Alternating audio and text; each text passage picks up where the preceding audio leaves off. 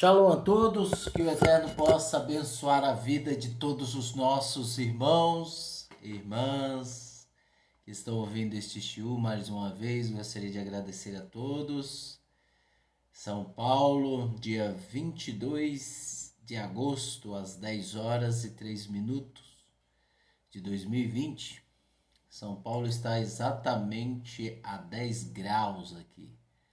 Muito frio. Se aqui tá frio, imagina quem tá no sul. Shabbat Shalom, Letícia.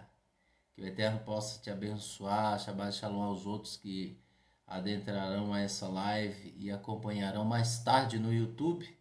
E também ficará aqui na página Beit Netzer Efraim no Facebook. E hoje nós iremos dar continuidade ao estudo do livro, do Sefer livro de Yehoshua, Josué. Hoje nós vamos ler o capítulo 7, capítulo 8 e capítulo 9 do livro de Josué. Todos nós sabemos que Josué, junto com esta geração nova, que aqui está adentrando a terra prometida, é aquela geração a qual os seus antecessores, que foram o povo de Israel, que viveram 40 anos no deserto, perambulando para lá e para cá, por causa dos pecados, por causa dos erros. E aí o Eterno prometeu que esta geração não entraria na terra prometida. E aqui nós temos a nova geração que está entrando na terra prometida. E nós vamos ler o primeiro capítulo, o segundo e o terceiro. A cada Shabat nós lemos 3 capítulos. Hoje é o capítulo 7, hoje é o capítulo 8 e hoje é o capítulo 9. Tá? De acordo como de costume, nós vamos lendo e explicando o real sentido daquilo que o povo de Israel estava passando.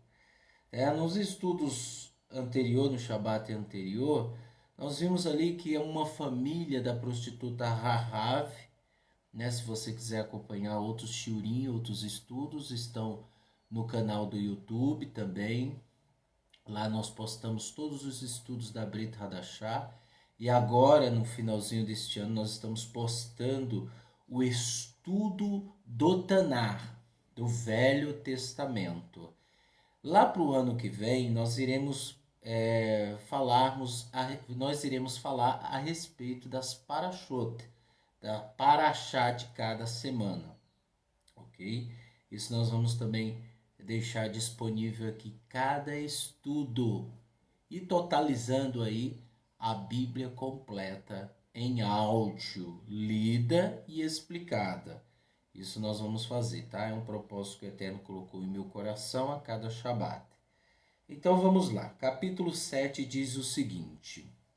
Eu estou usando a tradução David Stan, da Bíblia Judaica completa. Diz o seguinte. O povo de Israel apoderou-se de forma imprópria de bens que eram para ser destruídos. Vejam só. Yehoshua, Josué, ele tinha dado a seguinte ordem, que era para destruir tudo dos inimigos. Não era para ficar com nada. E aqui nós vemos o povo de Israel desobedecendo a esta ordem. E o que está acontecendo? O povo de Israel se apropriaram de forma imprópria dos bens que eram para serem destruídos. Aquirran, filho de Carmim, filho de Zavidi, filho de Zerar, da tribo de Judá, apossou-se de algumas coisas reservadas para destruição. Em consequência, a ira de Adonai se acendeu contra o povo de Israel. Uma outra coisa também interessante, pessoal, que existem pecados que são pessoais e existem iniquidades que é para a coletividade. Nesse caso, Yehudá, da tribo de Yehudá, esse camarada, chamado Aquirran, ele se apropriou de bens que não era para ser se apropriar. E isso, a ira de Adonai se acendeu contra todo o povo de Israel. E Yehoshua enviou homens a Jericó, a Ai, que ficava perto de Beit-Aven, a leste de Beit-El, dizendo a eles que subissem a espionar a terra. Desse modo, os homens que subiram a Ai para espioná-la retornaram a Yehoshua e lhe disseram: não é preciso que todo o exército ataque a cidade. Envie 2 ou 3 mil homens para atacar Ai. Não há necessidade de fazer que todos subam até lá, pois há pouco deles ali. Assim, cerca de 3 mil homens foram para lá, mas eles foram expulsos pelos homens de Ai. Os homens de Ai mataram cerca de 36 deles e os perseguiram desde seus portões. Ao longo de todo o caminho para Shevarim, atacando-os na descida, o coração do povo derreteu-se e tornou-se como água. E Yehoshua rasgou as roupas e prostou-se com o rosto em terra diante da arca de Adonai. Até o fim do dia, ele e os líderes de Israel cobriram de terra a sua cabeça. E Yehoshua disse: ó Adonai Elohim, por que nos trouxeste o sofrimento de fazer este povo cruzar o Iadem, uma vez que nos entregarias para perecer nas mãos do Emori e sermos destruídos? Nós estaremos satisfeitos vivendo de outro lado do Iadem. Ó Adonai, o que poderia eu dizer depois de Israel haver voltado? E ter sido derrotado diante de seus inimigos. Pois quando o Quenaninho e os outros povos moradores da terra ouvirem acerca disso, vão nos cercar e nos consumir da face da terra. O que o Senhor fará então para salvar a honra do seu grande nome? Adonai disse a Yehoshua: levante-se, porque você está com o rosto em terra. Israel pecou, sim, eles violaram meu mandamento, o qual eu lhes tinha ordenado, tomaram aquilo que era para ser separado e destruídos. Eles roubaram isso, mentiram sobre isso e colocaram isso entre as próprias coisas. E por isso, o que o povo de Israel não pode vencer seus inimigos. Eles têm fugido de seus inimigos por estarem debaixo de maldição. Eu não serei mais com você, a não ser que destruam as coisas que eram para serem destruídas. Então levante-se, consagre o povo e diga: purifiquem-se em preparação para amanhã. Pois eis aqui o que Adonai, rei de Israel, diz: Israel, vocês trazem escondida coisas que devem ser destruídas. Por isso, não serão capazes de prevalecer diante de seus inimigos, até que remova dentre vocês as coisas que deveriam ser destruídas.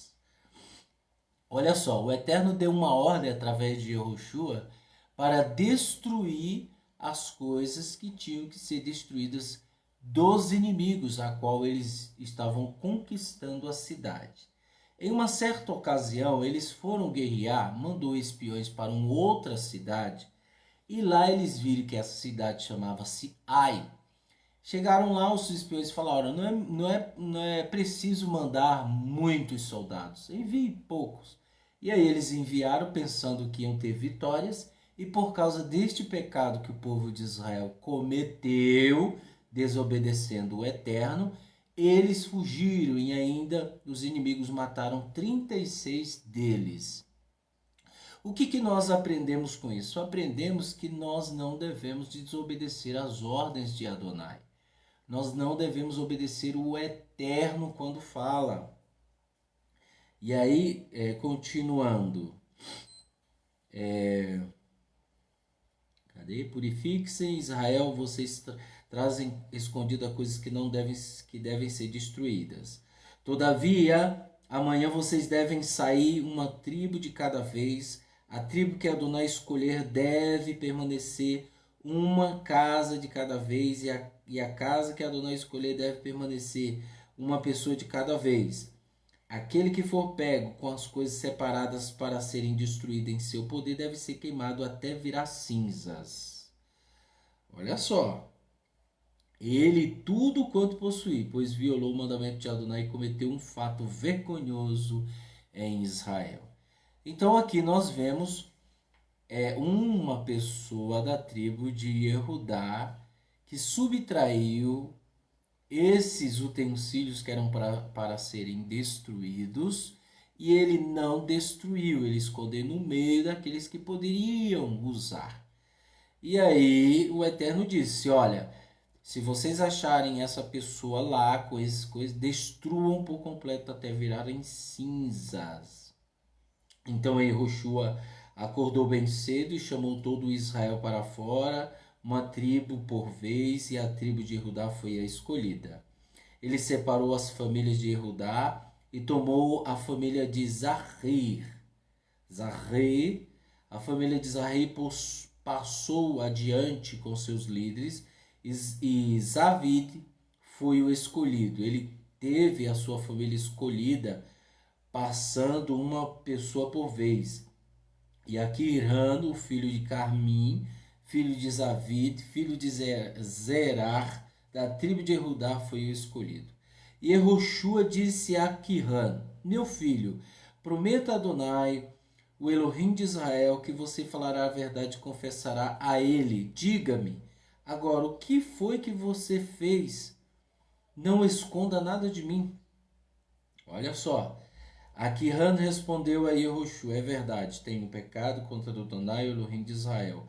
Aqui está exatamente o que eu fiz. Quando eu vi ali, juntamente com os despojos, uma linda capa de sinhá, 2,4 quilos de prata e uma barra de ouro de 600 gramas. Realmente os cobicei e deles me apossei. Vocês vão encontrá-los escondidos no chão, dentro da minha tenda, e a prata está enterrada. E Yehoshua enviou mensageiros que correram até a tenda de Aquirano. Tudo estava lá escondido em sua tenda, incluindo a prata enterrada. Eles pegaram as coisas de dentro da tenda e os trouxeram a Yehoshua e todo o povo de Israel, e a todo o povo de Israel, e as colocaram diante de Adonai. E Yehoshua, junto com todo Israel, levou Aquirano, filho de Zerar, para o vale de Aquiror, com a prata, a capa e a barra de ouro, e seus filhos, suas filhas, seu rebanho, suas mulas, suas ovelhas, sua tenda e tudo quanto ele tinha. E Yehoshua lhes falou: por que você trouxe tantos problemas sobre nós? Hoje Adonai trará problemas sobre você. Então todo Israel apredejou até a morte. Eles o queimaram até se tornaram cinza e os apedrejaram. E o que a Torá e o Tanar nos ensina? Nos ensina que mesmo nós pertencendo ao povo do Eterno, se errarmos, o Eterno vai condenar. Se nós pecarmos, se nós desobedecermos, se nós não fizermos a vontade de Adonai, mesmo pertencendo ao povo de Israel, ele vai nos condenar. Ok? Isso é simples, fato. E nem todo aquele que se diz, eu sou de Israel, é filho de Adonai. Nem todo aquele que se auto-intitula, eu sou de Israel, eu faço parte. Gente, o que tem de gente dizendo que é judeu e não é, tá? São pessoas terríveis. Nós vemos aqui que ele confessou o seu pecado. E qual foi a expiação pela sua vida? A morte. Toda pessoa que pecar, esse morrerá. Tá? Isso não é uma morte eterna. Não. O corpo é que sofreu essa morte. E era necessário para fazer expiação por ele. Ok? Isso não significa que ele foi para o inferno. Isso não significa que toda a sua família foi para o inferno, como o cristianismo tem colocado, gente. Tira isso da cabeça de vocês. Tira esse negócio de inferno da cabeça de vocês. Tá? Tira. Não existe nas escrituras dizendo que por causa de um erro, por causa de uma falha, a pessoa vai para o inferno. Existe sim pessoas iníquas, pessoas que não aceitam a disciplina de Adonai, pessoas que desprezam, pessoas que não estão nem aí. Esses sim irão para o Guerrinom, tá? Agora, esse camarada, eu não posso dizer se ele foi ou não, né? Mas aqui a gente vê um arrependimento. Mesmo ele se arrependendo, ele não deixou de pagar. E o que é o arrependimento? Confissão. Confessou o seu pecado, mas não deixou de pagar. Isso também nos ensina que nós temos que pagar pelos nossos erros. Essa historinha que o cristianismo inventou, dizendo: agora peça perdão para Jesus. Peça perdão para Jesus que ele vai te perdoar. E pronto, foi lançado no mar do esquecimento, tá? Foi lançado no mar do esquecimento. O Eterno nos perdoou, mas nós vamos pagar pelos nossos erros. Ok? Aqui nós vemos claramente um da tribo de Erudá, pagando pelo seu erro que cometeu, que levou Israel a ter maldição. Continuando. Yehoshua com todo o povo de Israel, né? E ele diz o seguinte: sobre eles foi empilhada uma grande quantidade de pedras, a qual está lá até os dias de hoje. Finalmente, Adonai se voltou de sua grande ira, e é por isso que o lugar é chamado de Vale de Aquirron, problema até os dias de hoje. Oitavo, Adonai disse a Yehoshua: não se atemorize nem se desespere. Leve todos os que podem lutar com você, preparem-se e suba até Ai, pois estou dando em suas mãos o rei de Ai e seu povo, sua cidade e sua terra. Façam com Ai e seu povo o mesmo que fizeram a Jericó e seus reis. Mas desta vez peguem os despojos e o rebanho como posse para vocês, e queimem a cidade começando pelas partes dos fundos. Assim Yehoshua preparou-se para ir até Ai, com todos os que podiam lutar. Yehoshua escolheu 30.000 homens, os mais corajosos das tropas, e os enviou à noite. Ele os instruiu, mas devem fazer uma emboscada para queimar as cidades que fiquem próximas à cidade. E todos vocês estejam preparados. Eu e todas as tropas comigo nos aproximaremos da cidade, e quando eles vierem para nos atacar, assim como fizeram antes, fugiremos deles. Eles nos perseguirão até que os tenhamos levado para bem distante da cidade, pois dirão: eles estão fugindo de nós, como fizeram antes, então fugiremos deles. Então vocês sairão de uma emboscada e tomarão posse da cidade, porque Adonai seu Elohim os entregará em suas mãos. Quando vocês tiverem conquistado a cidade, a incendiarão. Façam de acordo com as palavras de Adonai. Elas são uma ordem para vocês. E Yehoshua os despediu, e eles foram preparar a emboscada, estando entre Beit El e Ai, a oeste de Ai, enquanto Yehoshua ficou acampado com o povo naquela noite. Yehoshua acordou bem cedo, passou em revista os homens e partiu para Ai, à frente de todo o povo. Ele, os líderes de Israel e todas as tropas foram marchando até ele. Mais adiante chegaram à cidade e acamparam na banda norte de Ai, ficando o vale entre eles e Ai. Yehoshua separou cerca de 5.000 homens e os preparou para a emboscada entre Bet-El e Ai. Então o povo tomou posição com todo o exército ao norte da cidade, enquanto na retaguarda a oeste da cidade estavam a emboscada. Yehoshua permaneceu no vale durante toda aquela noite. Quando o rei de Ai viu isso, os homens da cidade se apressaram e logo pela manhã saíram para o combate contra Israel. Ele e todo o seu povo se encontraram frente a Aravá, O rei, porém, não sabia que logo atrás da cidade uma emboscada tinha sido preparada contra ele, e Jeoshua e todo Israel fizeram como se tivessem sido derrotados diante deles, e correram na entrada em direção ao deserto. Todos em Ai se reuniram para persegui-los. Então eles perseguiram Jeoshua e saíram da cidade. Não havia um homem em Ai ou em Beit-El que não tivesse partido em perseguição a Israel, e eles saíram, deixando aberta toda a cidade. Então Adonai disse a Jeoshua: estenda a lança que tem em sua mão na direção de Ai, pois hoje eu entregarei a você. E Jeoshua apontou a lança que tinha em sua mão na direção da cidade. Os homens da emboscada partiram rapidamente em seus lugares no momento em que ele esticou seu braço. Eles correram, entraram na cidade, tomaram-na e apossaram-se para nela atear fogo.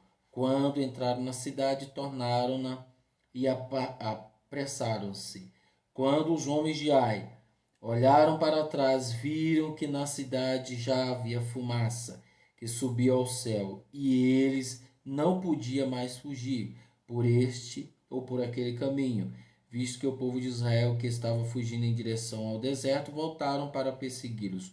Quando Jeoshua e todo o exército viram que as emboscadas havia conquistado toda a cidade e que a fumaça da cidade já estava subindo, retornaram e atacaram os homens de Ai, enquanto os outros vieram da cidade em direção a leste também, de maneira que eles estavam cercados por Israel, com alguns de um lado e outros de outro lado. Eles os atacaram de maneira que não restou nem escapou nenhum deles.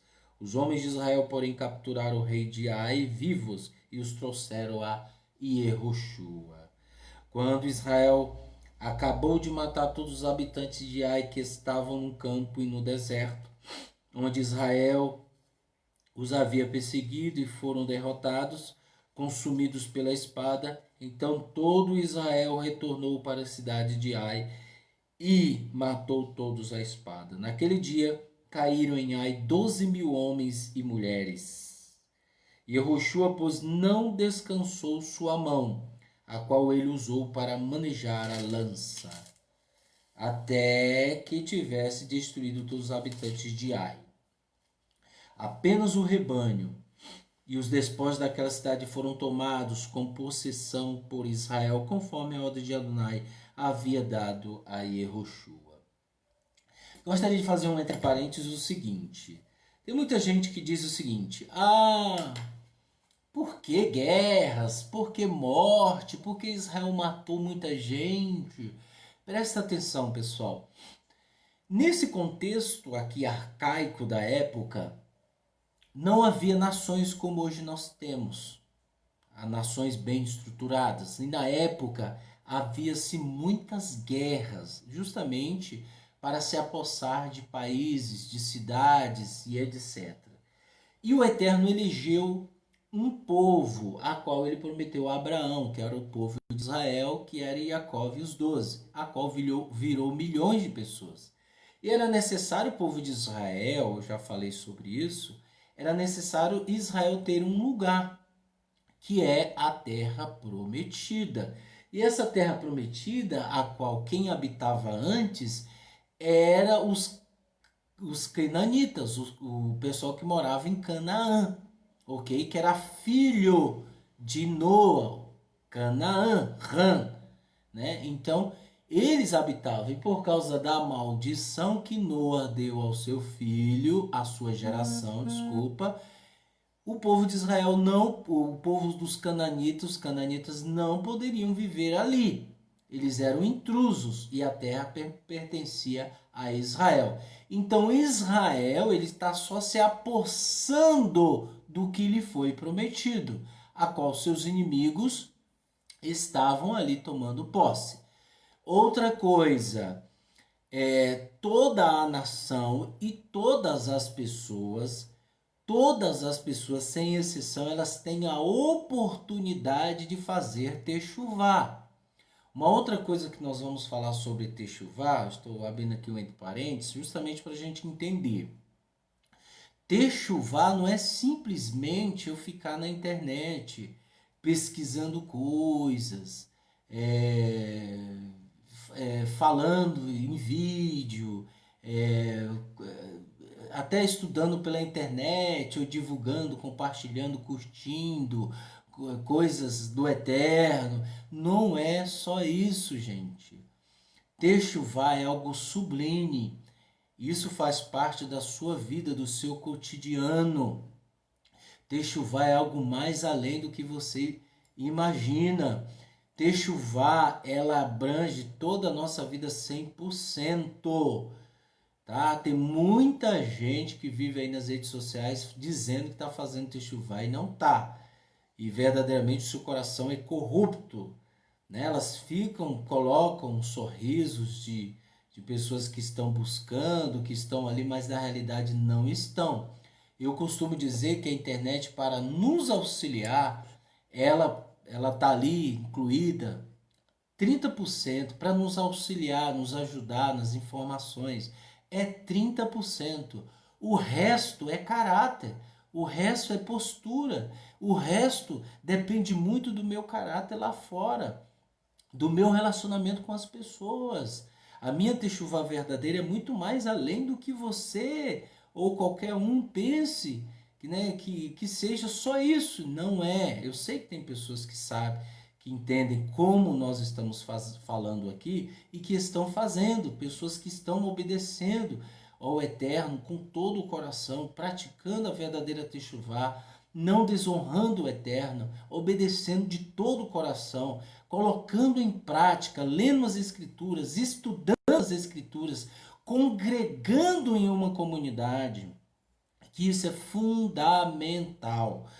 Eu tenho ditado o seguinte, eu vou usar as palavras do Rodrigo Silva, arqueólogo. Ele diz o seguinte: você tem o Oceano Atlântico para percorrer, ok? Para você atravessá-lo.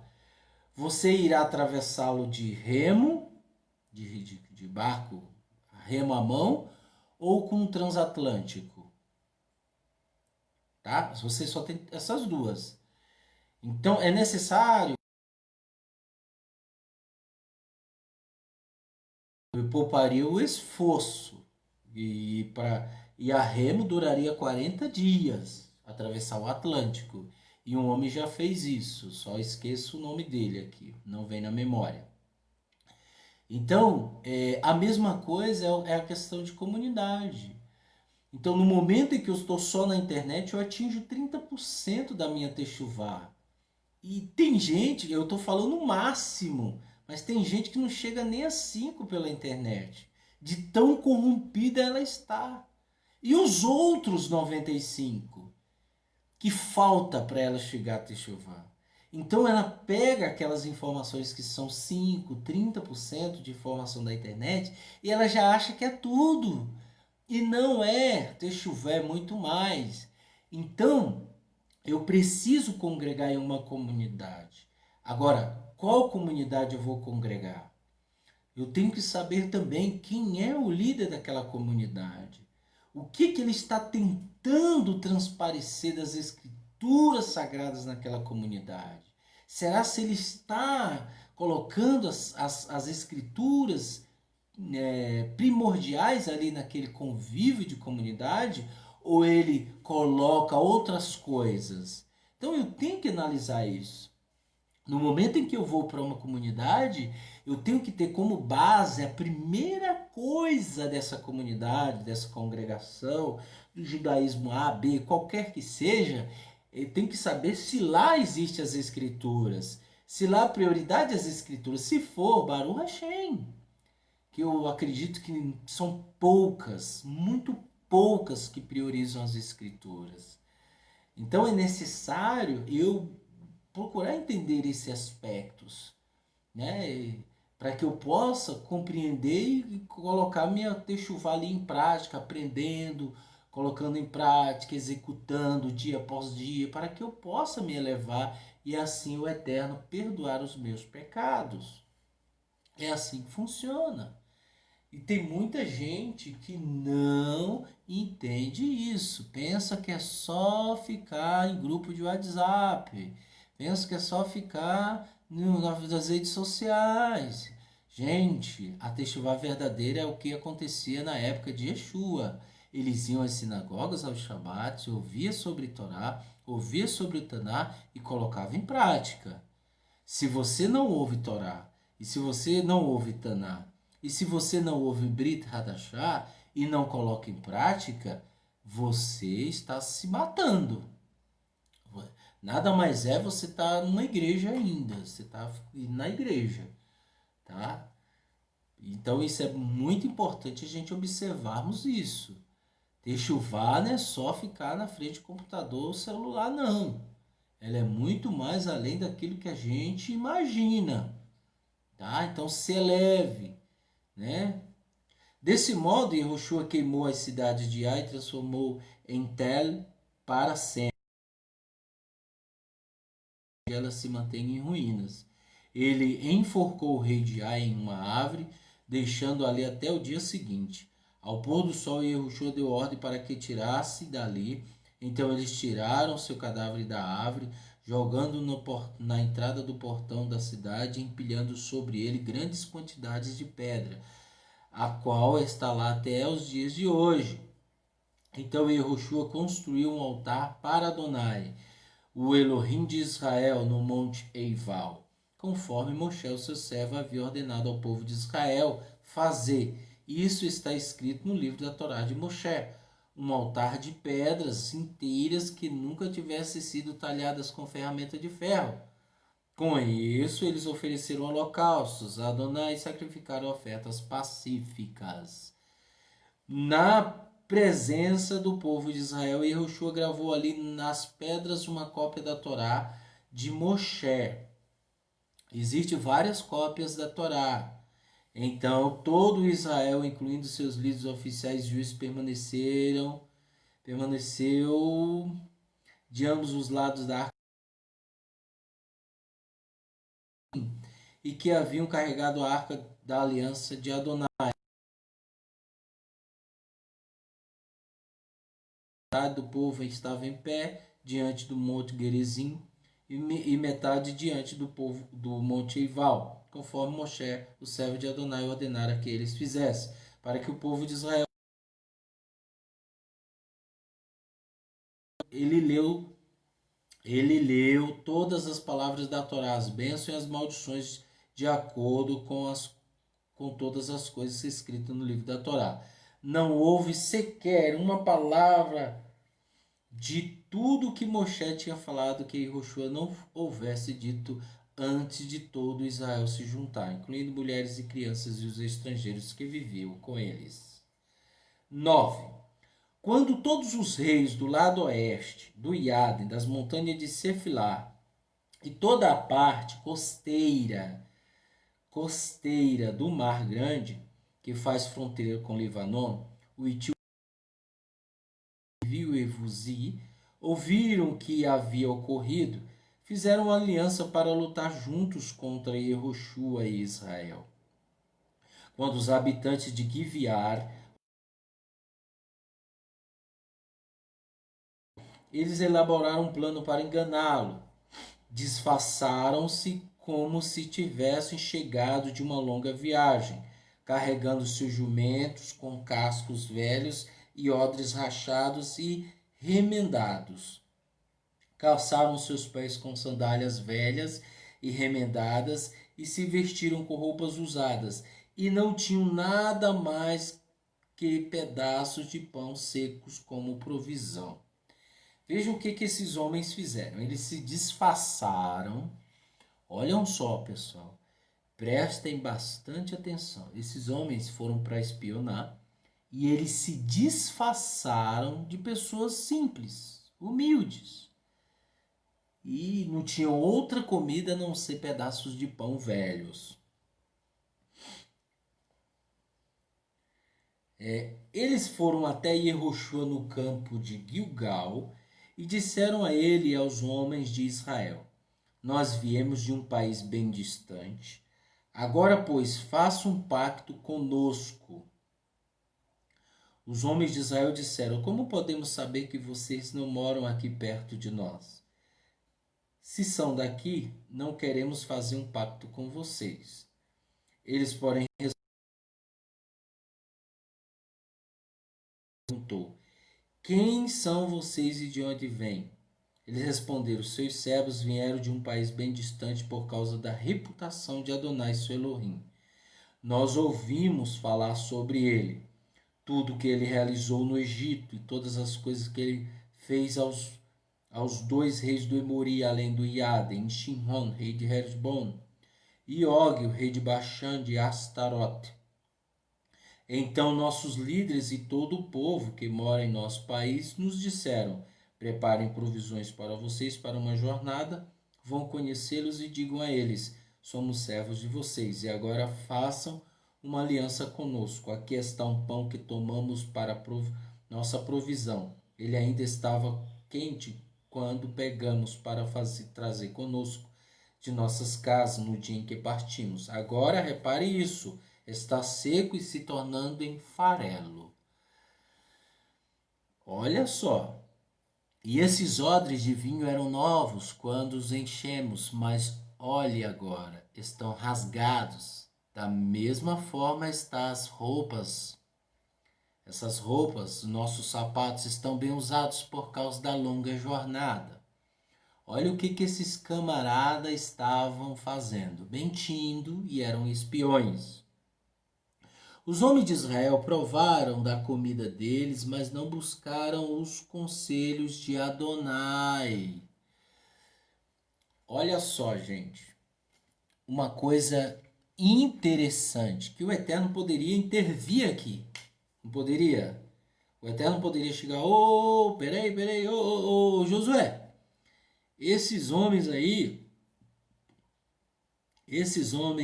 Josué, são espião, podem prendê-los, né?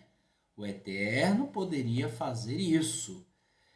Mas isso nos mostra claramente, e para que entendamos, é o seguinte: existem coisas na nossa vida que nós temos que buscar o conselho de Adonai.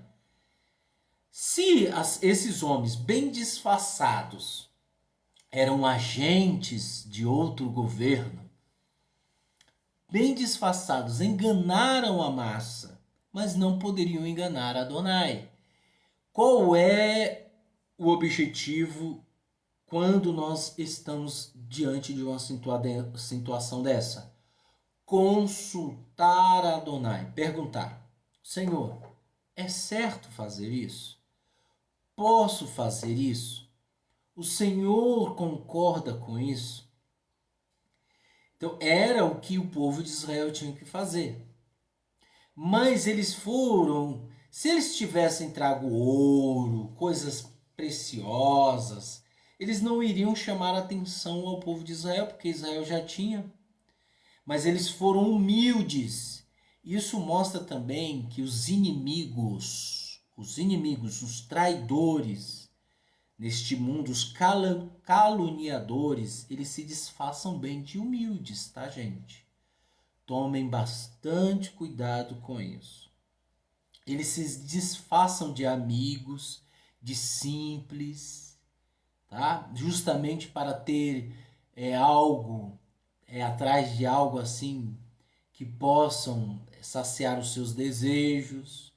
Tem gente que quer fama, tem gente que quer status. Então, para ela ter isso, ela se maqueia, ou ela se veste, ou ela se fantasia de humilde. Ela usa uma fantasia de humilde, de simples, de bondoso, carinhoso.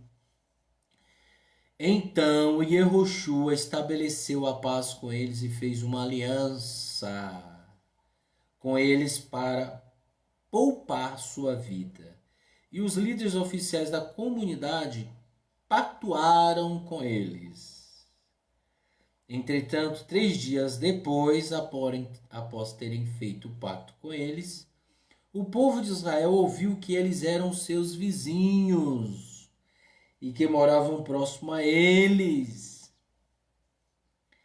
O povo de Israel viajou e ao terceiro dia chegou à cidade em que eles moravam. As cidades eram Gevinon, Kefirar e Beerot e Kiat Yarim. O povo de Israel não os atacou pelo fato de os líderes da comunidade terem feito uma aliança com eles perante Adonai, o Elohim de Israel, mas toda a comunidade reclamou contra os líderes. Os líderes, porém, responderam a toda a comunidade: nós fizemos uma aliança com eles perante Adonai, o Elohim de Israel, portanto não podemos tocar neles. Eis o que faremos para eles: nós os deixaremos vivos, para que a ira de Adonai não seja sobre nós, por causa do juramento que fizemos com eles. Sim, deixaremos que eles vivam. Os líderes continuaram, mas deixem que eles cortem a madeira e peguem a água para toda a comunidade. Isso foi o que os líderes disseram. E Yehoshua também disse o seguinte a eles: por que vocês nos enganaram, dizendo nós viemos de um lugar bem distante, quando na realidade moravam bem próximo de nós? Agora vocês têm uma maldição sobre vocês. Vocês serão escravos para sempre, suprindo o povo, cortando madeira e pegando água para a casa de meu Deus. Eles responderam a Yehoshua: foi porque ouvimos que Adonai, seu Elohim, tinha ordenado que seu servo Moshe desse a você toda a terra e destruísse todos os habitantes da terra com quem se defrontassem. Então ficamos amedrontados por nossas vidas, por isso fizemos isso. Agora, como vocês podem ver, estamos em suas mãos. Façam, portanto, aquilo que bem parecer a vocês. E Yehoshua fez exatamente isso. Poupou-os da ira do povo de Israel, de maneira que eles não os mataram. No entanto, ele os fez cortar madeira e pegar água para a comunidade e o altar de Adonai naquele mesmo dia, e eles cuidam desse serviço até os dias de hoje. Como entender até os dias de hoje, né, pessoal? Como entender, né? Eu não vou entrar muito detalhadamente sobre isso, mas existem várias linhas de pensamento que a gente pode falar aqui, mas é muito extenso. Quando Adoni-Tzedek, rei de Jerusalém, ouviu como Yehoshua tinha tomado e destruído a cidade de Ai, ele tinha feito a Ai e ao seu rei o mesmo que fizeram a Jericó e ao seu rei, e como os habitantes de Gibeon tinham feito paz com Israel e estavam vivendo no meio deles, seu povo ficou grandemente alarmado, pois Gibeon era tão grande quanto a cidade de Reais.